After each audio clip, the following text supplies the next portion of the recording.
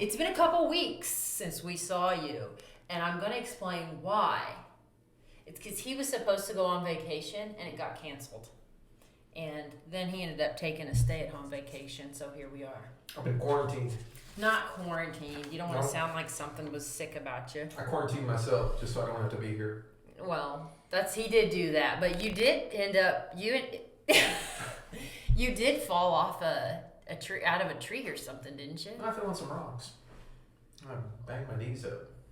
Wow, that is crazy. You know, it's the only good joint I have on my body. And now Your knees? Yeah, and now they're killing me.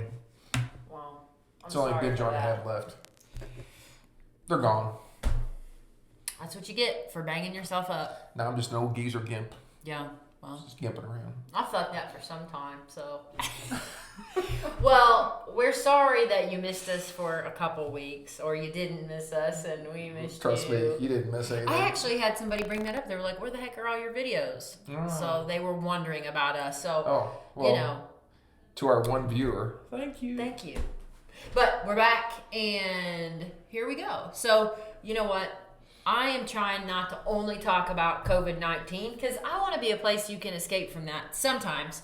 But I thought it would be really good today to talk about the differences between COVID-19, seasonal flu, common cold, and seasonal allergies, just so people can understand the difference. And then I'll also post this graphic, which you guys can't see it here, but it explains it. And I'll post that on the video too, so that you can kind of compare and see what that looks like. Because I think right now everyone is so freaked out that everything feels like it's something and you don't know what's what and whatever. So can you talk to us about the differences? Do you want to look at this? No. Okay. So what would you say? So COVID-19 primary symptoms: dry cough, fever, shortness of breath, fatigue. Okay, well, if you look at that, you look at allergies, you're going to get a dry cough. Uh-huh. You're going to probably be a little wheezy. Uh-huh. And you're going to feel a little bit fatigued and worn out from it. Yes. So they're both the same. The Yes. difference being with viruses, you get fever. And you can get diarrhea. Yeah. You don't get that with allergies. So that's actually a big clue that we see.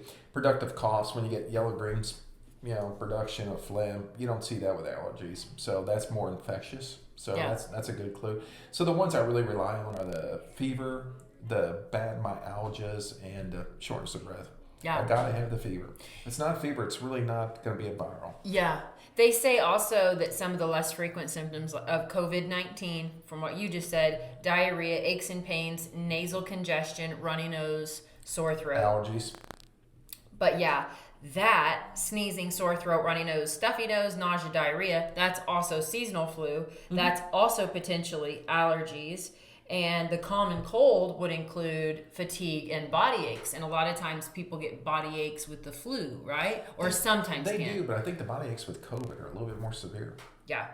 So, but it could be the seasonal flu. So you may not, just because you have the flu doesn't mean you have COVID-19. I haven't had a bad flu season this year. Yeah. They also talk about, so you would have fever, cough, muscle, body aches, headache, fatigue with seasonal flu.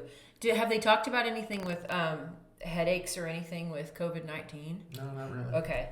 Also the common cold, sneezing, stuffy nose, I think I said those, sore throat, moderate chest discomfort and cough. So that might feel a little more respiratory, which could freak you out. So again, go back to the fever, shortness of breath, fatigue, dry cough, like COVID-19. Don't touch your face. I can't help myself. We wash our hands like crazy up here. We have bumped up our sanitation measures to a level they were always that really is good because outrageous. I'm with a germaphobe here. Yeah, I'm a total germaphobe. She sprays Lysol and walks I'll just walk through it. It's like, hairspray. It's like, does your daddy know you're a freak? Yeah, for real. Okay, so that's pretty much. So again, I'll post this, but there are some differences. Again, the big one for you is fever. Mm-hmm. And there are some other things, obviously, and I don't want to just beat this to death, but if you've been around someone, do you have any exposure? If you don't, Yeah, I think what a lot of people are curious about is I suspect there's been a lot more people out there that have had this that don't know it. Yeah. Because it can be from very benign to, of course, death. So there's a wide margin of symptoms that we're speaking of. And I think when all the smoke clears away and this thing dies down, and I think if we have a chance and a moment and we get some brilliant people in there that can look back and do a little bit of reflection on what's happened here, they're going to see this thing has really gone widespread and went real quick. And if you guys were watching my videos, I told you.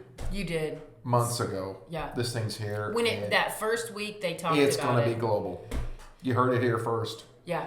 Or you didn't, and then you missed out. Maybe you'll watch. Here's the interesting thing. Now. You know, I told your mom this about 3-4 weeks ago, because when all that hydroxychloroquine, the malaria drug, came out that they were using to treat it with, and I'll be honest with you, I've actually used Plaquenil in the past, but I didn't understand the immunological effects of it, and so I did a little bit more reading on it, and I thought, wow, this is really interesting how this medication works. So I told your mom about it 4 weeks ago. I said, you know, it'd be great if they could look at past people that have had rheumatoid arthritis that have been on this drug and how many of them have died from COVID-19.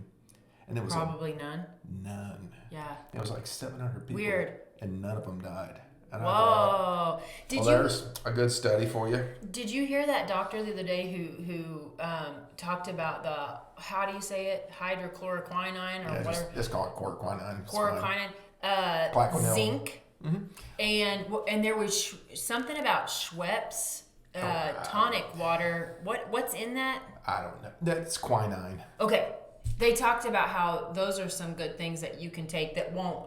They're not saying that it cures you, but they said it could be good. There's similarities to it, but no. And everybody's making a big deal about this anti-malarial drug, and it's a relatively benign drug. Yeah. You know, I don't want to hear about heart arrhythmias and stuff because every freaking drug out there can do that. You can mix Zithromax with, you know, some antihistamine and get a arrhythmia. I mean, that happens, but that medicine's actually pretty benign. Yeah. So I'm okay with it. Yeah. So it's interesting too because You know, here's the problem. A lot of smart scientists are wanting to make a big deal and like, oh, we need to do blinded, random, placebo-controlled studies. And I'll be honest with you, I'm actually kind of one of those guys because Michelle will come up with... Usually you do say that. You're like, oh... I do, because she comes up with her Echoberry, Hackberry, Ginkgo biloba brute nonsense, and I'm like, Michelle, don't even ask me about that. Because you can't give me... Elderberry. Yeah, whatever it is, okay? That one's for you, Tracy, because I know you're watching this video. You know Tracy, who I'm talking about. These studies are not done in a scientific manner. Here's the problem. People are dying, and we have to use the best evidence we have on hand to treat these people. And if this is all we have... And it's benign. And it's benign. It's the side effects are not bad. Yeah. Use it. Yeah. I mean, what else? And it's like vitamin C. I agree if with that's our okay, president. that's okay. Yeah, I agree with our president. So I'm not going to knock zinc. I'm not going to knock your Echoberry. I'm not going to knock your Hackleberry. I'm not going to knock your quinine, your salsa water. Hackleberry. Whatever. Use it. You know, if your mom was here, she'd be like, oh, gotta eat your garlic. Well, I tend to like garlic stuff and olives. So. Well, they also said that if you garlic with salt water a lot, that kills the virus in the back of your throat. Also Listerine, is that true? Listerine would. Yeah, I gargle with it so much my throat hurts. I don't know so much about the salt water, but Listerine would. Yeah, I've been gargling every night with Listerine. But, you know, once again, understand, you're gargling with the back of your throat, but the virus is on your lips and everything else, and you lick your lips, you're getting re-inoculated, so there you are. Well, by that time, I've taken a shower. So I've washed it away. Yeah. So now it's just on my feet from the shower. You're such a germaphobe to be the last person on earth to survive. I mean, for real. I think it is out of control. But, you know, here we are. So I think that's pretty much everything. You have anything else? I mean, not really. Everybody's talking this, and just be smart. I'm kind of enjoying the telemedicine thing. Yeah, it's been nice. We've been able to do that for a lot of patients who aren't able to come in. Yeah, talking to a lot of my folks that can't make it here. So it's been kind of fun chatting with them in their homes too, to see what their house looks like, and they're chatting about what their kids are out doing. And I had one guy call me up today.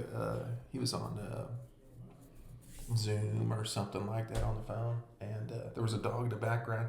I looked at him. I said, "Hey, Jason, is that your dinner for tonight?" Oh, that's funny. I'm having dog. Oh gosh, you're a mess. Well, it has been interesting, and you know what? We've all gotten pretty innovative, so there's that Yeah. at least. So Yeah, come up with some new home recipes. yeah. Well, everybody, we hope you enjoyed this, and if you didn't, well, sorry. You know what? We're doing what we can. And if you did, then comment below or share it or don't or whatever. But either way, we do this every Friday unless we don't.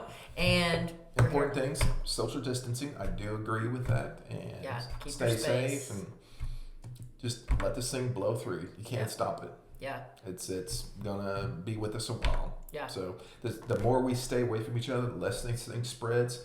Sunlight's gonna kill this virus. So get outside. As long as you're in the sunlight, getting a tan, yeah, you're gonna be fine. yep. All right. Well, there you have it. Well, we will see you Monday for Mythbuster Monday. And until then, have a great weekend.